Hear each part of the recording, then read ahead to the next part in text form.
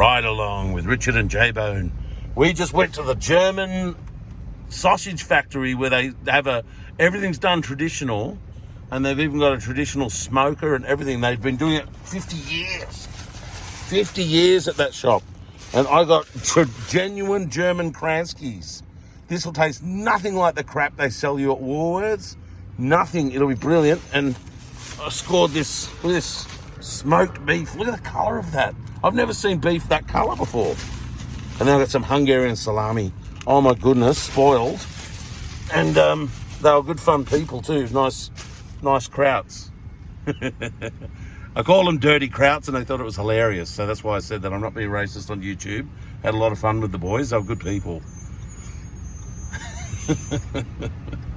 Yeah, so now what we're doing, we've been to 2 op shops, and I'll show you the op shop haul later, but I scored an actual Sesame Street play diorama set, and it's Mr. Hooper's store, and then you know, maybe Big Bird's building or something like that with Oscar out the front.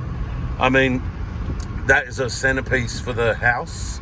I better do it this window. I bet you guys are hearing a whooshing air noise. Yeah, so it's a centerpiece for the house, and I scored some pretty cool plushies. Got a Ghostbuster one. I'll show you all that later when I do a collection video, but right now this is a ride along, and what we're doing, we're basically heading home because we've got the refrigerated meats and that. But we're going to stop off at the large lifeline that you've seen me and Sandwich Sam, aka the Piranha. He's got so many nicknames. We've seen you know, film a lot of stuff there and score a lot of good stuff there. Yeah.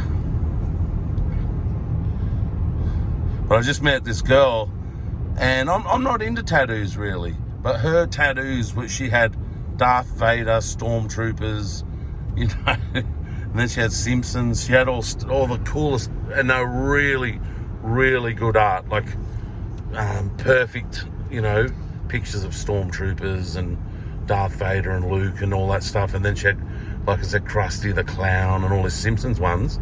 That's my bag. If I'm getting tattoos, I'm getting fun things that represent fun things in my life. That's like, I would sort of almost see it as like a collection for the body sort of thing. Like I collect the toys of all my favourite things to remind me of the fun stuff I used to get up to, you know.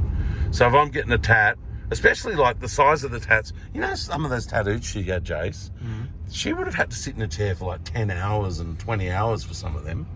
Or multiple times. Yeah, lots of visits, sitting there for hours, and it would have, you know, depending on whether she went to Asia and got them or not. In Asia, I think you can get like tattoos for $200 that'd cost you thousands here and things like that. So if you get tattoos here, you're looking at like some of these people that are head to toe in tats. If they've done it here, they've got 100 grand's worth of tats on their body. I think it's crazy. You know, that's your mortgage and a car, and you know, when I say your mortgage, a good percentage of your mortgage.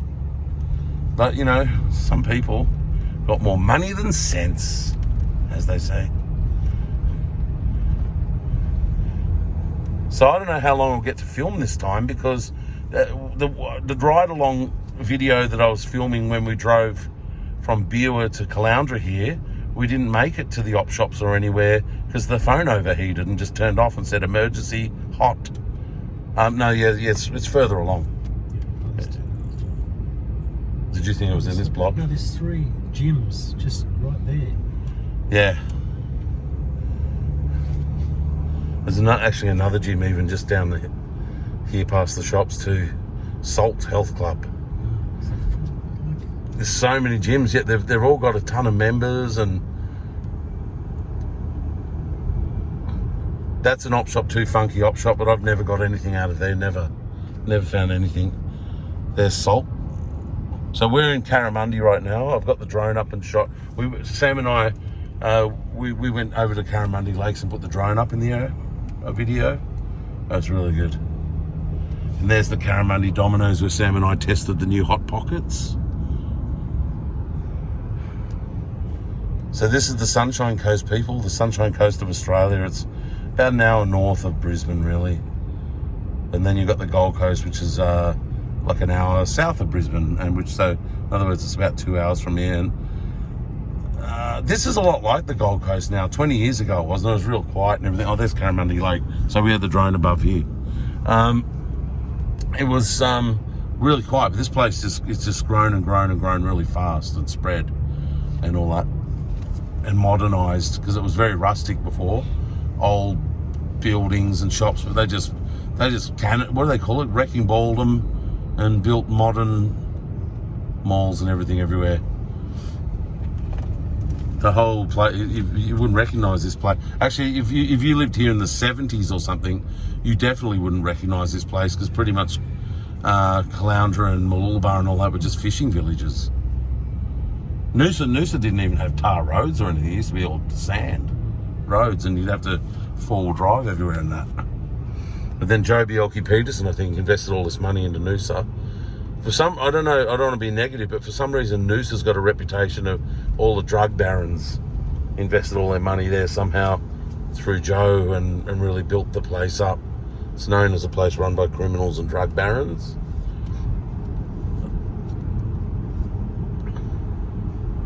Noosa's where all the rich and wealthy go to play from Australia, though.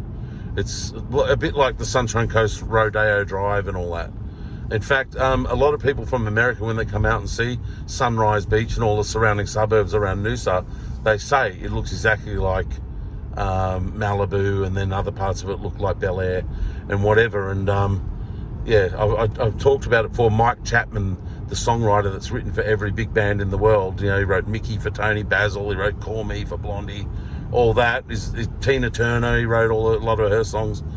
He's from Butterham, but he only ever visits Noosa now. He's got a very ritzy apartment there. The sister of Elle Macpherson and their family live there. Mimi Macpherson and maybe even Elle's mum. They're all up there. Russ Hinz's daughter, Christy, they live at Coolum.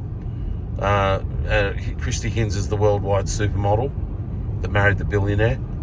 I've met her parents a couple of times. They own an ice cream shop up there. When Prince Harry comes to Australia, he's got friends at Sunshine Beach, and he's always on the beach swimming there with those blokes. So yeah, it's kind of a ritzy spot, J-Bo. Do you know what we should do is we should get the drone up one time and film over Boccarina.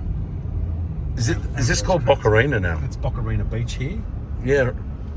And it's got a really nice beach, and I think if you got the drone up and flew over these areas, over those cranes, it'd be interesting. Yeah, absolutely. This here has only just been built. Yeah. But they've had that fenced off saying building coming soon since I moved here in 1990. And for years and years and years, we're just like, when are they going to build there? But it's happened now. And it's all modern and crammed in, and everyone living like rats. Okay, here's the lifeline. All right, I might just end it here. Over now.